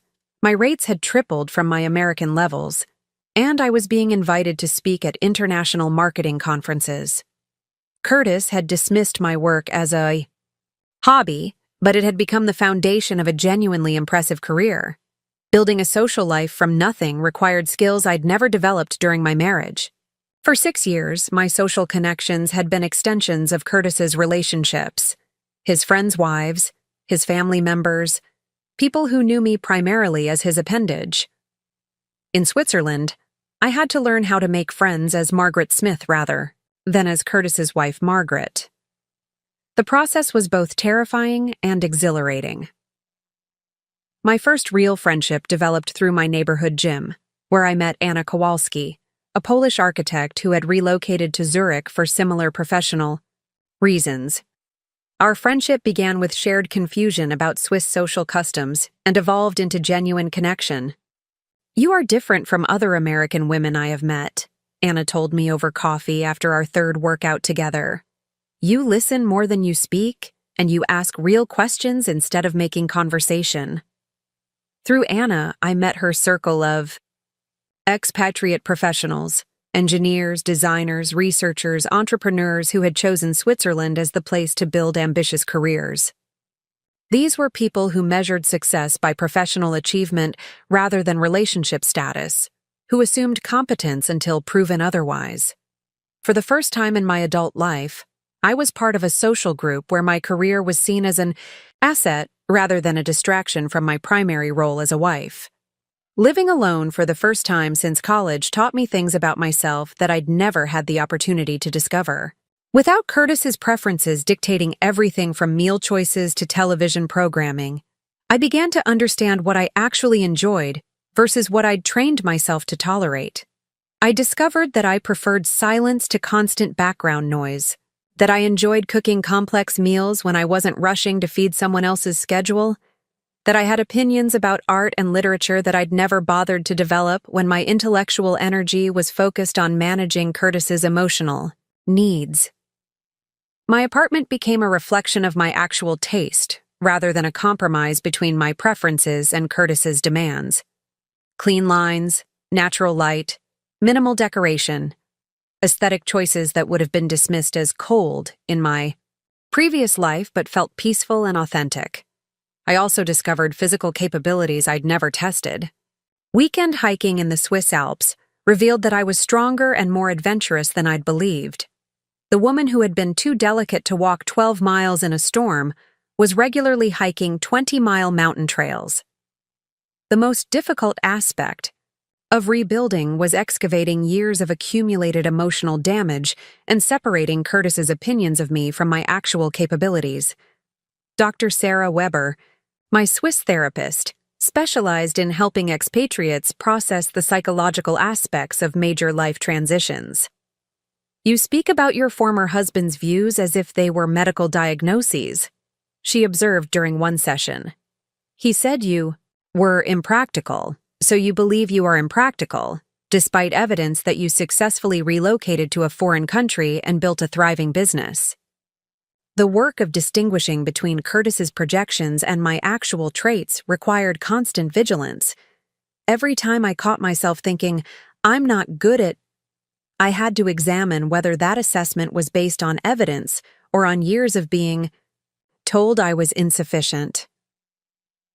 The breakthrough came during a particularly challenging client negotiation where I successfully secured a contract worth more than Curtis's annual income. Walking out of that meeting, I realized that the woman Curtis had described as impractical and unreliable had just demonstrated sophisticated business acumen. "I am not the person he said I was," I told Dr. Weber the following week. "I never was. He needed me to be small so he could feel large." 18 months into my Swiss life, Carmen Vega from Innovación Barcelona called with a proposal that would test capabilities I'd never known I possessed. Their presentation consultant had backed out of a crucial Milan investor meeting, and they needed someone who understood both American market psychology and European business culture. "The contract is worth 300,000 euros if we secure funding," Carmen explained. In my old life, I would have immediately declined, apologizing for not being qualified. But Margaret Smith had been building confidence for 18 months. "Tell me about the investors," I said instead. What followed was the most intensive week of my professional life. I immersed myself in venture capital psychology, studied the specific investors, and developed a presentation strategy that combined American directness with European sophistication. The work required skills I'd been developing without realizing it: cultural translation, high-stakes communication, strategic narrative development. The Milan presentation was scheduled for a conference room overlooking the fashion district. 5 investors, each representing different European markets, would decide whether to fund Carmen's expansion across 3 countries. Walking into that Milan conference room, I understood something profound about my own capabilities. The woman, who had been dismissed as too emotional for serious business decisions, was about to orchestrate a negotiation involving millions of euros. "Gentlemen," I began in fluent Italian that I'd been secretly perfecting, "Innovación Barcelona represents the convergence of American innovation psychology and European market sophistication." For 90 minutes, I guided the investors through a narrative that connected emotional psychology to market data, cultural trends to profit projections.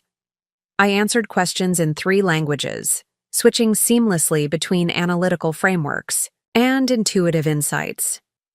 "Miss Smith," said Giuliano Rossi, the lead investor, "your analysis of consumer behavior patterns is remarkably sophisticated. Where did you develop this expertise?"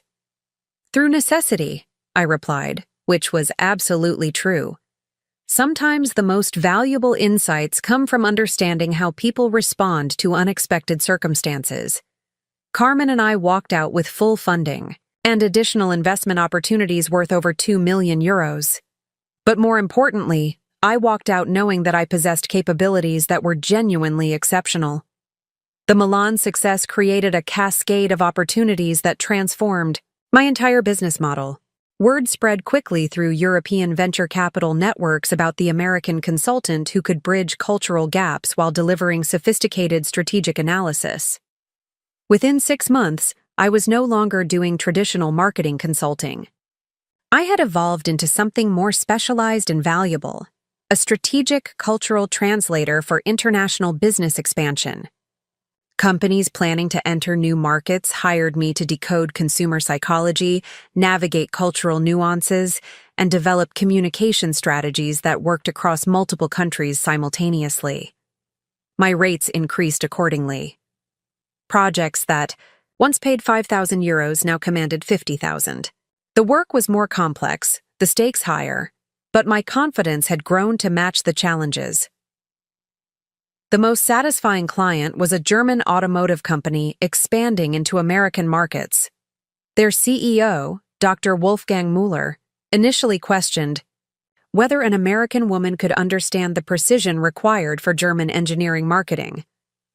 Dr. Müller, I told him during our first meeting, precision isn't about avoiding emotions in business decisions. It's about understanding exactly which emotions drive purchasing behavior and engineering your strategy accordingly. By the end of our 6-month engagement, their American market penetration had exceeded projections by 40%. Dr. Muller not only renewed my contract, but recommended me to 3 other German companies, describing my work as the most analytically rigorous marketing strategy we have ever implemented. My expertise in cultural business translation led to invitations to speak at international conferences. The first invitation came from the Swiss Business Council for a presentation on American consumer psychology in European markets. Speaking to an audience of 300 business leaders was terrifying until I realized that I had information they needed, insights drawn from years of experience that nobody else possessed. The response was overwhelming. My presentation was rated the highest of the conference, and I received 17 consulting inquiries within a week. This led to regular speaking engagements across Europe. London's International Marketing Summit, Berlin's Innovation Conference, Stockholm's Digital Strategy Forum. Each presentation refined my expertise and expanded my professional network. I was becoming recognized as a thought leader in a field I'd essentially created through necessity and determination. The speaking fees alone were generating more income than my entire consulting practice had earned in America. Curtis had been so wrong about my capabilities that it was almost comical. The woman he'd tried to confine to domestic roles was commanding audiences of international business leaders. Recognition from business media followed naturally from my speaking success. Harvard Business Review published my article on cultural bridge strategies for global market entry. The Financial Times featured my analysis of American tech companies' European expansion failures. Forbes included me in their 30 under 40 international consultants to watch list. Each publication opportunity reinforced what I'd learned about my own capabilities. I could synthesize complex information quickly, communicate sophisticated concepts clearly, and provide insights that experienced business leaders found valuable. These weren't skills Curtis or his family had ever acknowledged, because they'd never bothered to look for evidence of my intelligence. The media attention also provided security. As my professional reputation became established and publicly documented, it became increasingly difficult for anyone from my past to dismiss my success as temporary or insignificant. Margaret Smith was becoming a recognized expert whose opinions carried weight in international business circles. By my 2nd anniversary in Switzerland, I had become someone I might not have recognized during my marriage. Professionally accomplished, financially independent, intellectually confident, and emotionally self-sufficient, Margaret Smith was everything Margaret Richards had been prevented from becoming. The most profound change was internal. I no longer questioned my own judgment or sought external validation for my decisions. When business opportunities arose, I evaluated them based on strategic merit, rather than wondering whether I was qualified. When challenges emerged, I approached them as problems to be solved rather than evidence of my inadequacy.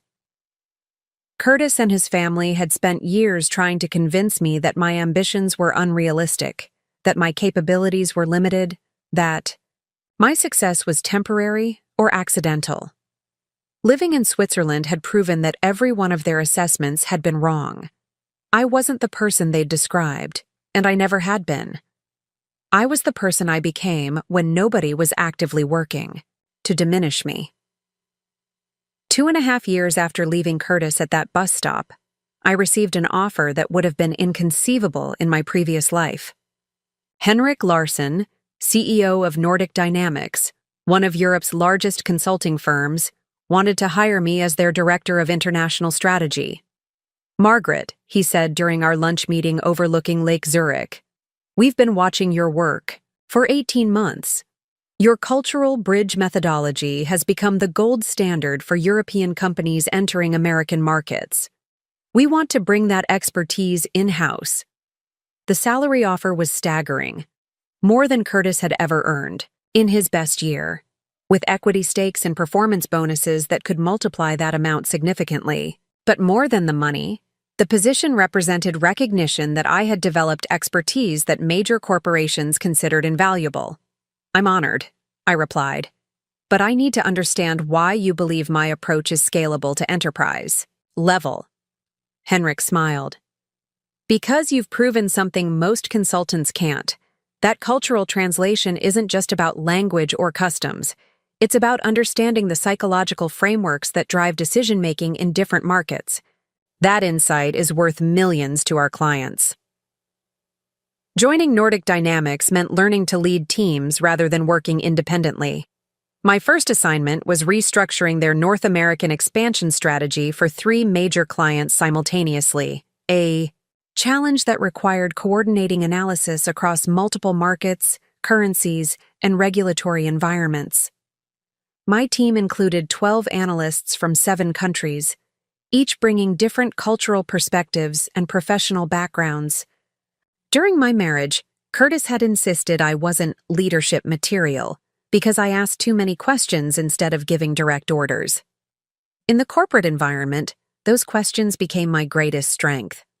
"Margaret doesn't just delegate tasks," observed Anna Christensen, my lead analyst.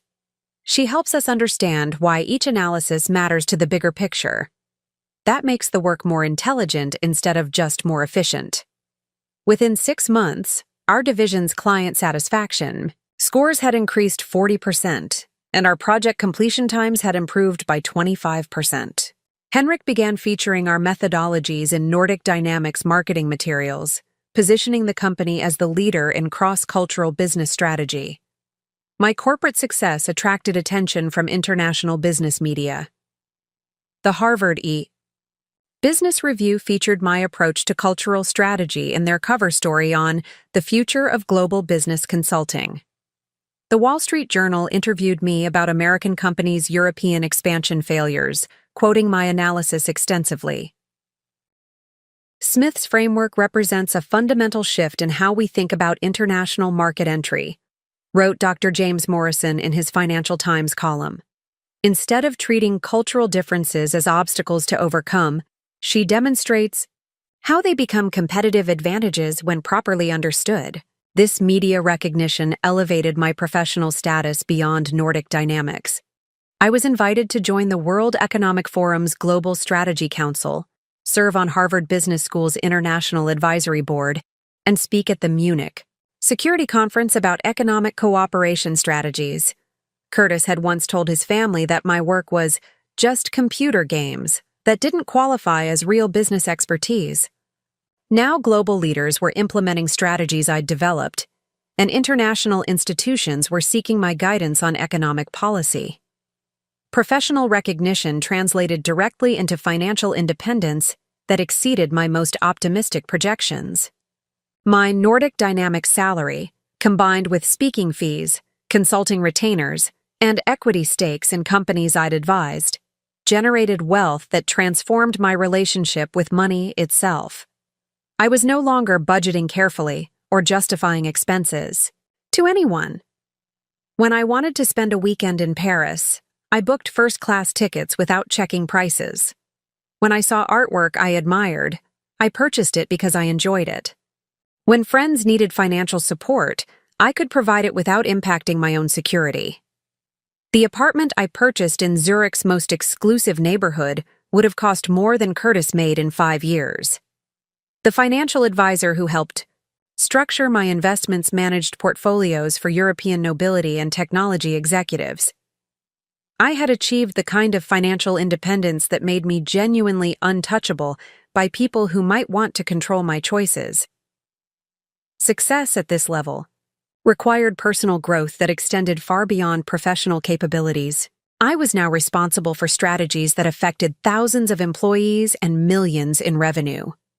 The decisions I made influenced market entries, product launches, and corporate expansions across multiple continents. The pressure was intense, but it revealed reserves of composure and analytical clarity that I'd never had the opportunity to develop during my marriage.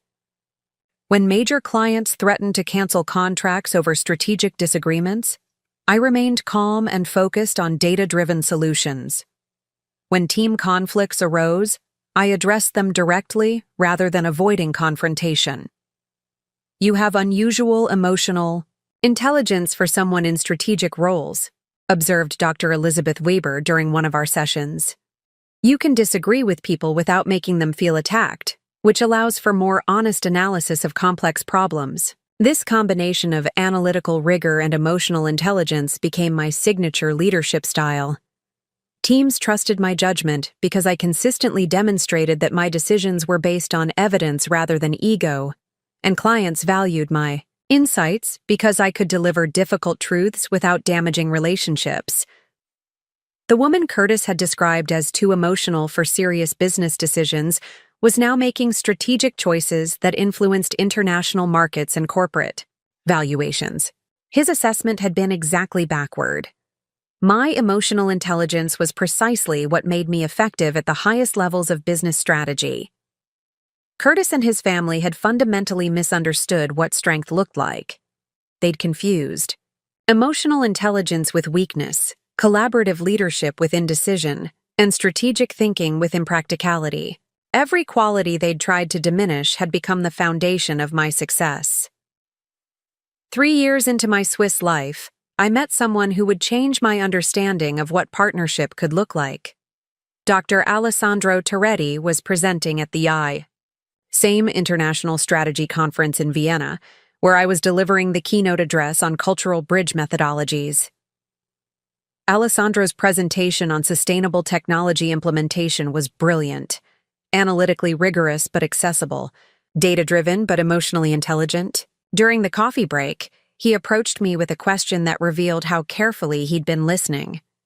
Miss Smith, your framework for cultural translation seems applicable beyond business contexts. Have you considered how these principles might apply to environmental policy coordination between countries with different economic priorities? The conversation that followed lasted 3 hours. We missed the afternoon sessions entirely, too engaged in exploring the intersection of cultural psychology and environmental strategy to notice time passing. For the first time since leaving Curtis, I was talking to someone who enhanced my thinking rather than diminishing it.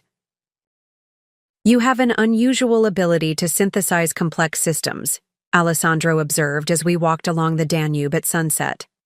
Most consultants specialize. You seem to understand how different types of complexity interact with each other. Our professional collaboration began before any personal relationship developed. Alessandro's environmental consulting firm was struggling to implement sustainability initiatives across European markets, with vastly different regulatory frameworks and cultural attitudes toward environmental responsibility. Traditional environmental consulting treats resistance as ignorance, he explained during our first formal meeting. But your cultural bridge methodology suggests that resistance often comes from legitimate concerns that haven't been properly addressed. Working together, we developed an integrated approach that combined environmental science with cultural psychology. Instead of imposing uniform sustainability standards, we created adaptive frameworks that achieved environmental goals, while respecting different cultural and economic contexts. Our pilot project with Nordic manufacturing companies exceeded all expectations. Environmental compliance increased 60%, but more importantly, employee engagement with sustainability initiatives doubled because the programs aligned with cultural values rather than conflicting with them. You've revolutionized how we think about environmental implementation, said Dr. Lars Johansson, CEO of our largest client. This isn't just better environmental policy, it's better business strategy. What attracted me to Alessandro wasn't his professional success. I had achieved my own financial independence and career recognition. It was his intellectual curiosity and emotional maturity. He asked questions because he wanted to understand, not because he was testing my knowledge. He challenged my ideas because he respected my thinking enough to engage with it seriously. You think differently than anyone I've met, he told me during a weekend hiking trip in the Dolomites. You see patterns that connect things most people treat as separate. It's remarkable. More importantly, Alessandro understood that my career wasn't a phase I would outgrow, or a hobby that competed with more important priorities. He was genuinely proud of my achievements and interested in my work for its own merit, not for how it reflected on him. When I told him about my previous marriage and the reasons I'd left America, his response revealed everything I needed to know about his character. Curtis sounds like a man who needed you to be small so he could feel large, Alessandro said quietly. That's not love. That's insecurity using love as camouflage. Alessandro and I developed a relationship based on mutual respect and shared intellectual engagement. We consulted each other on professional decisions not because we needed permission, but because we valued each other's insights. We supported each other's career ambitions because we understood that individual success strengthened rather than threatened our partnership. You're different with him, observed Anna Kowalski during one of our regular coffee meetings. More yourself, if that makes sense. With Curtis, you were always performing some version of a wife. With Alessandro, you're just Margaret. The difference was profound.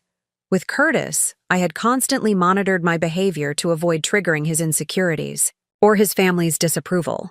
With Alessandro, I could express opinions, pursue opportunities, and make decisions without worrying about how they would impact someone else's ego. When Nordic Dynamics offered me a promotion that would require extensive travel, Alessandro's response was immediate. That's an incredible opportunity. How can I support you in making it work? Curtis would have found reasons why the travel was impractical, why the additional responsibility was too stressful, why the promotion would damage our relationship. Alessandro helped me strategize how to excel in the new role while maintaining the parts of our life together that we both valued. Our relationship evolved naturally into a true partnership, two successful individuals who enhanced each other's lives without sacrificing their individual identities. We maintained separate apartments but spent most evenings together. We collaborated professionally when projects aligned but respected each other's independent work. You've found something rare, observed Dr. Sarah Weber during one of our sessions. A relationship that adds to your life without subtracting from your autonomy. That's what healthy partnership looks like. The contrast with my marriage to Curtis was striking. Curtis had wanted a wife who would orbit around his needs and ambitions. Alessandro wanted a partner who would journey alongside him while pursuing her own path. After 2 years together, Alessandro proposed during a business trip to Tokyo. I want to build a life with you, he said simply. Not because I need you to complete me, but because I admire who you are and want to share adventures with the most interesting person I've ever met. Yes, I replied without hesitation. But I want to keep my name. He laughed. Margaret Smith is a powerful brand. Why would you change it? The wedding was small and elegant, a ceremony in the mountains above Zurich with friends who celebrated our partnership as equals. No family politics, no traditional gender expectations, no performance of roles we didn't genuinely want to play. Standing. At the altar, exchanging vows with someone who truly saw and valued me, I thought about the woman who had stood in a thunderstorm 4 years earlier. She could never have imagined that her worst moment would lead to her best life. Curtis had been right about one thing. Marriage did change me, but not in the way he'd intended. With Alessandro, I discovered what it meant to be truly known by another, person. He understood my ambitions, respected my independence, and celebrated my successes without feeling diminished by them. Our relationship was built on genuine partnership, rather than traditional gender roles or power dynamics. The life we built together was everything I'd never known I wanted: professionally fulfilling, emotionally satisfying, and completely authentic. We traveled for business and pleasure, collaborated on projects that combined our expertise, and maintained individual friendships and interests that enriched, rather than threatened, our partnership. Most importantly, Alessandro never tried to change me or manage my choices. He had fallen in love with Margaret Smith, the successful, independent, intellectually curious woman I had become, not with some diminished version he thought I should be. This was what partnership looked like when both people were whole, complete, individuals who chose to share their lives rather than trying to complete each other. It was everything my marriage to Curtis had never been and could never have become. 4 years after leaving Curtis at that bus stop, I stood on the stage of the World Economic Forum in Davos, accepting the International Business Innovation Award for my work in cultural strategy development. The ceremony was being broadcast to business leaders across 6 continents, but the moment felt surreal, as if I were watching someone else's life unfold. Margaret Smith has fundamentally changed how multinational corporations approach market expansion, announced Klaus Schwab, the forum's founder. Her methodologies have generated over $2 billion in successful international ventures and prevented countless costly cultural misunderstandings. Alessandro sat in the front row, his smile radiating genuine pride.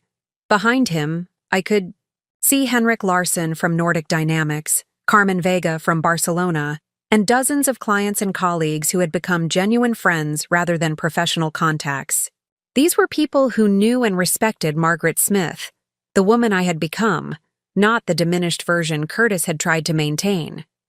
As I accepted the Crystal Award, I thought about the woman who had stood in that storm 4 years earlier, clutching a waterproof phone and waiting for her escape car.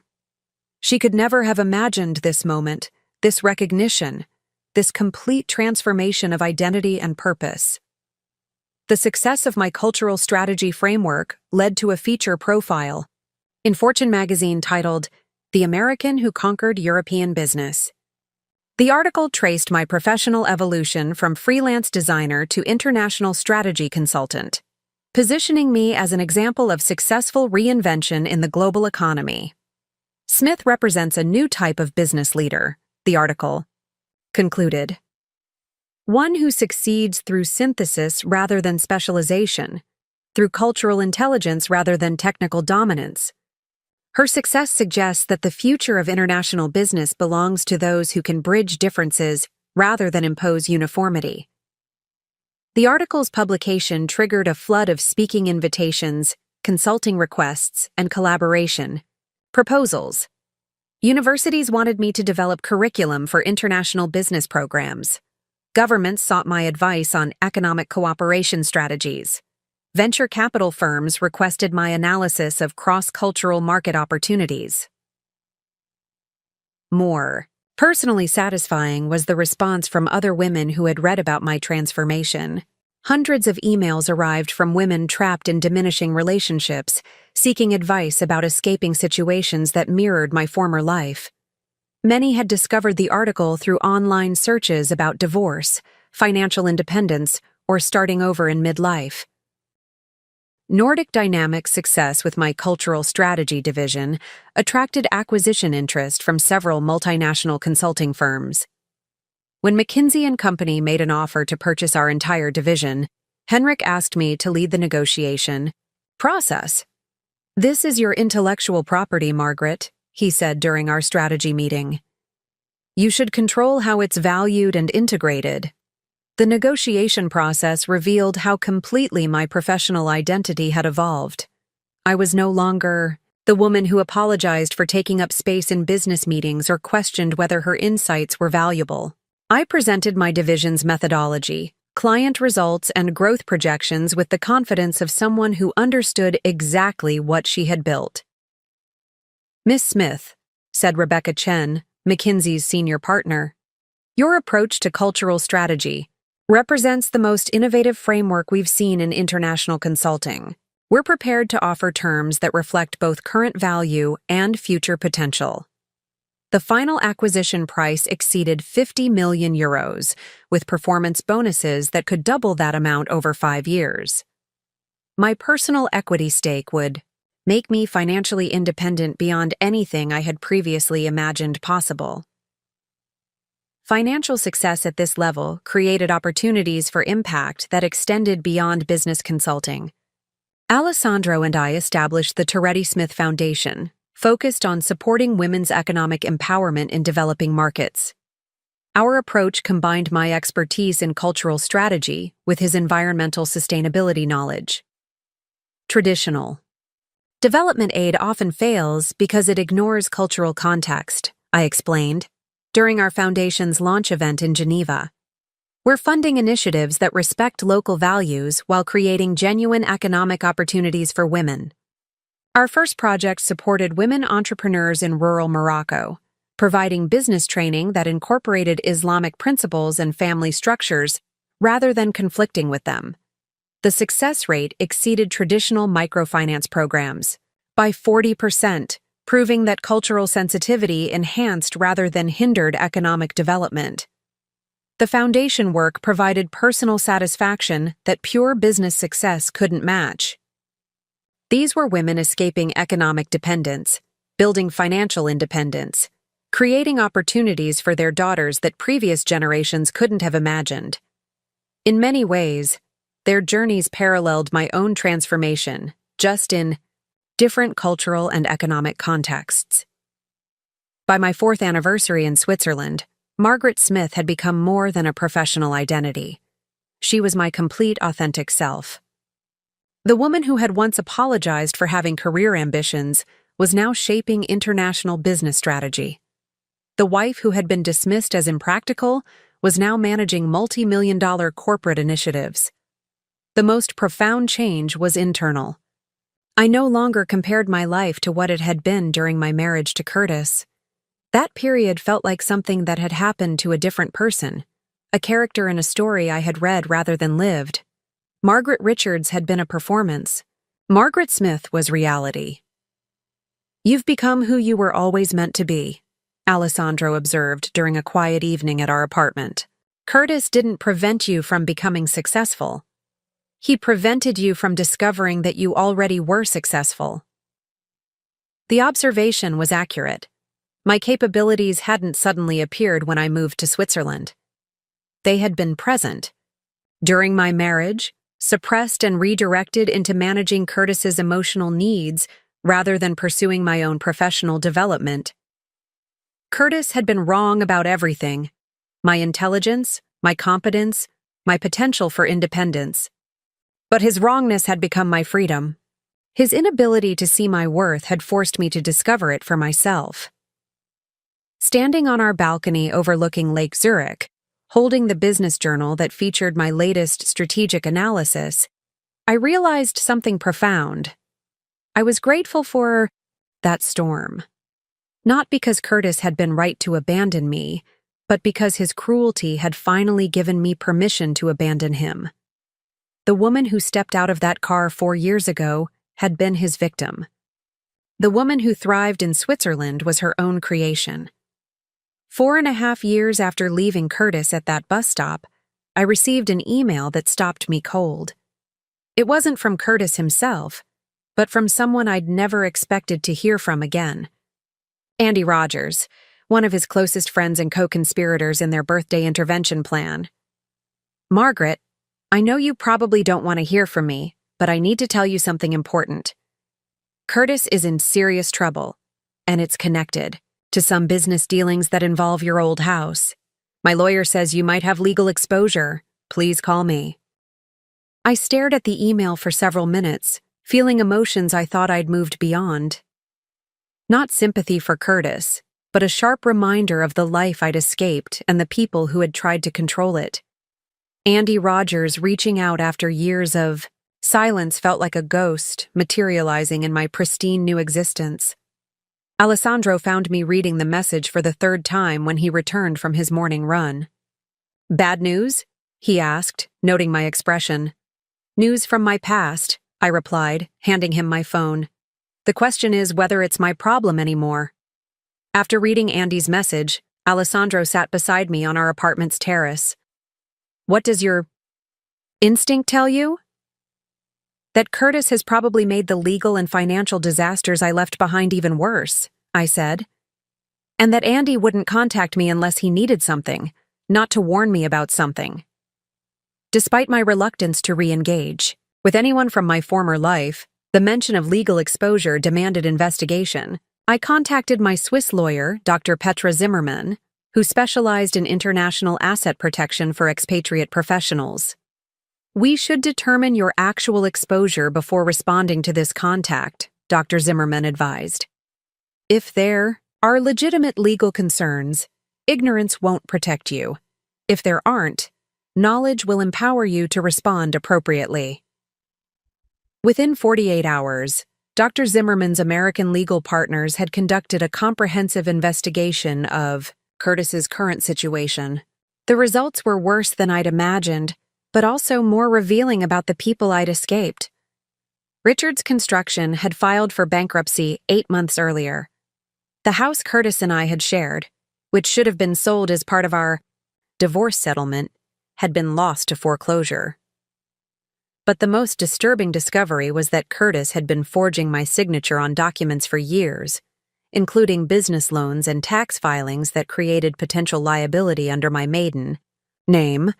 "He's been using your identity to avoid responsibility for debts incurred after your divorce," Dr. Zimmermann explained. "The forgeries are obvious to forensic analysis, but dealing with them will require active legal intervention." Armed with complete information about Curtis's misconduct, I decided to respond to Andy Rogers, but on my terms, with full legal protection and clear objectives. Dr. Zimmermann arranged for the call to be recorded and participated as my legal representative. "Andy," I said when he answered, "I received your email. Before we discuss Curtis's situation, I need you to understand that any conversation we have is being documented for legal purposes." There was a long pause. "Margaret, I just thought you should know—" "Andy, let me be clear about something," I interrupted. "I know about the forged signatures, the fraudulent business loans, and the tax documents Curtis filed using my identity. I know about the bankruptcy, the foreclosure, and the creditors who are looking for assets to satisfy his debts. What I don't know is why you think any of this is my responsibility." Another pause. Longer this time. "Look, Margaret, we all know you did well for yourself after you left. Curtis is in a bad place, and some of you thought, I might bail him out?" I asked, genuinely incredulous. "The same group of people who spent years trying to convince me I was too incompetent to manage my own career?" "That's not fair, Margaret. We were trying to help you understand." "You were trying to control me," I corrected. "There's a difference. Dr. Zimmermann, would you please explain Mr. Rogers about the legal consequences of identity fraud?" What followed was 20 minutes of Dr. Zimmermann methodically explaining how Curtis's use of my identity constituted multiple felonies, how the statute of limitations worked for financial fraud, and how my documented departure from the United States before the fraudulent activities began actually strengthened rather than weakened my legal position. "Mr. Rogers," Dr. Zimmermann concluded, "your friend's financial problems are entirely of his own making. Ms. Smith has no legal obligation to assist him, and given his fraudulent use of her identity, she would be well within her rights to pursue criminal charges." Andy's response revealed everything I needed to know about how little had changed in his thinking. "Come on, Margaret. You can't seriously be considering sending Curtis to prison over some paperwork mistakes. He's struggling. And you're obviously doing fine." "Paperwork mistakes?" I repeated. "Andy, he forged my signature on tax documents and business loans for years after our divorce. That's not paperwork mistakes. That's identity theft and fraud." "But you don't need the money," Andy continued, as if my financial independence somehow obligated me to cover Curtis's criminal behavior. You're successful now. This would destroy him. The conversation crystallized everything I'd learned about these people during my marriage and confirmed why leaving had been necessary rather than optional. Even now, facing clear evidence of Curtis's criminal behavior, Andy's primary concern was protecting Curtis from consequences rather than acknowledging the violation of my rights. Andy, I said finally, I want you to listen very carefully to what I'm about to tell you. Curtis's problems are not my problems. His financial failures are not my responsibility. His criminal behavior is not my fault. And his need for money does not create any obligation for me to provide it. But, Margaret, I'm not finished, I continued. 4.5 years ago, Curtis left me at a bus stop in a thunderstorm because he thought I needed to learn humility and gratitude. Today, you're calling me because he needs money to solve problems created by his own illegal actions. Do you see the irony here? There was silence on Andy's end of the call. Dr. Zimmerman will be filing a complaint with the FBI regarding the identity fraud, I continued. Curtis will need to hire his own lawyer to deal with the consequences of his choices. I will not be bailing him out, covering his debts, or taking responsibility for problems I didn't create. Margaret, please. Andy, I have a helicopter to catch, I said, which was actually true. Alessandro and I were flying to Munich for a business meeting. I suggest you tell Curtis to find a good criminal defense attorney.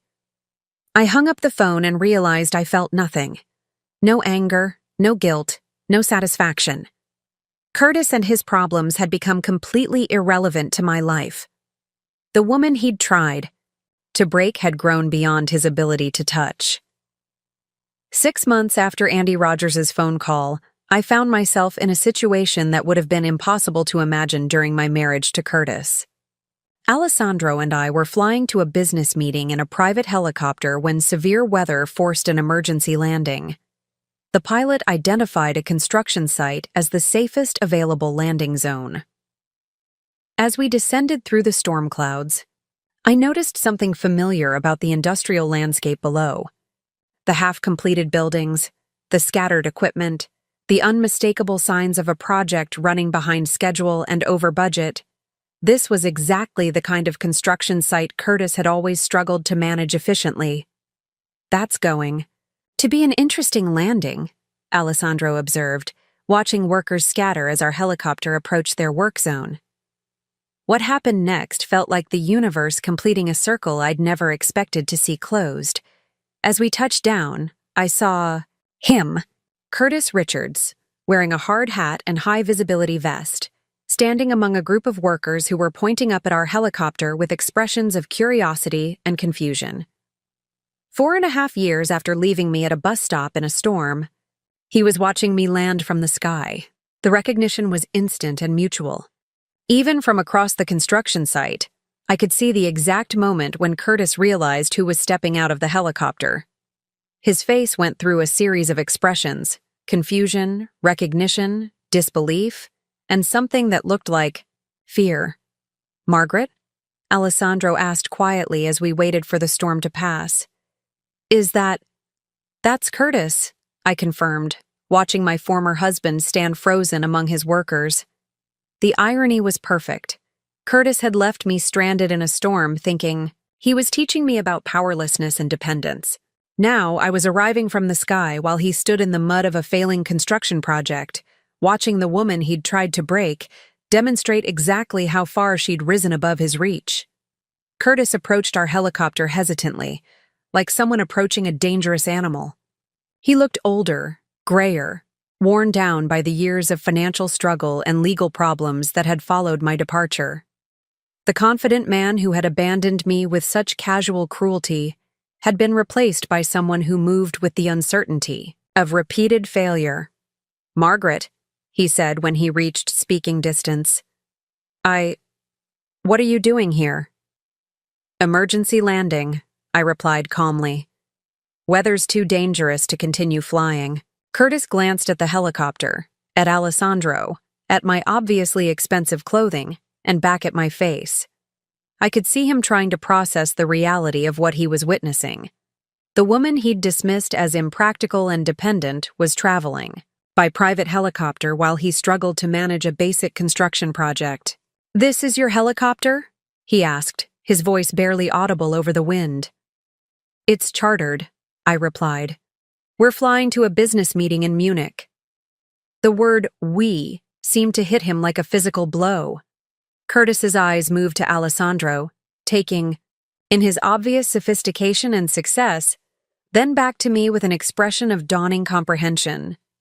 "You're married," Curtis said, noticing my wedding ring. "I am," I confirmed. "Alessandro, this is Curtis Richards, my former husband. Curtis, this is Dr. Alessandro Toretti, my current husband."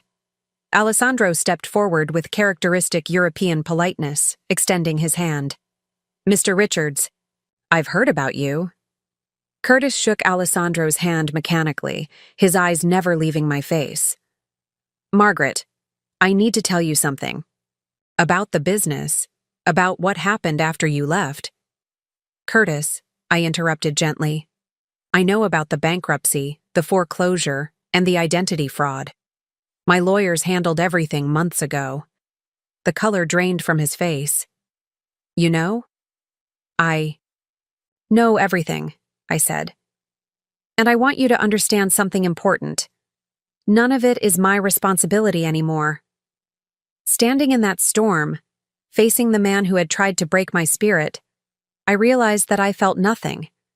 No anger, no satisfaction, no desire for revenge. Curtis had become completely irrelevant to my life, a character from a story I'd moved beyond.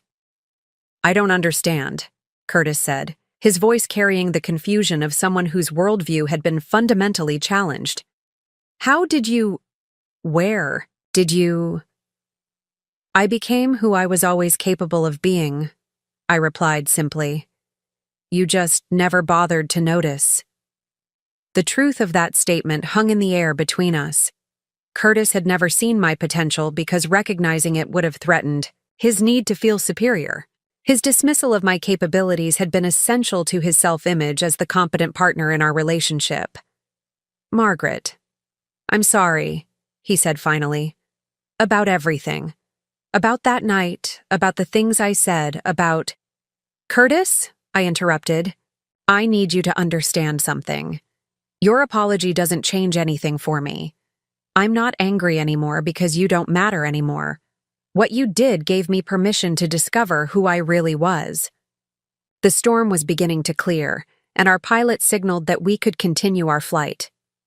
As we prepared to leave, I looked at Curtis one final time. "I hope you figure out how to build a better life," I said, and meant it. "But I won't be part of that process." As our helicopter lifted off, I watched Curtis grow smaller through the window until he disappeared entirely. Alessandro took my hand as we flew toward Munich and our future. "Any regrets?" he asked. "Just one," I replied, smiling. I wish I could thank him. That storm he put me through was the best thing that ever happened to me.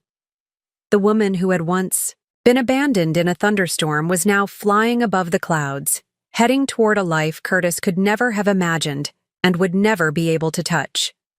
Sometimes the best revenge isn't revenge at all. Sometimes it's just living well. Up next, you've got 2 more standout stories right on your screen. If this one hit the mark, you won't want to pass these up.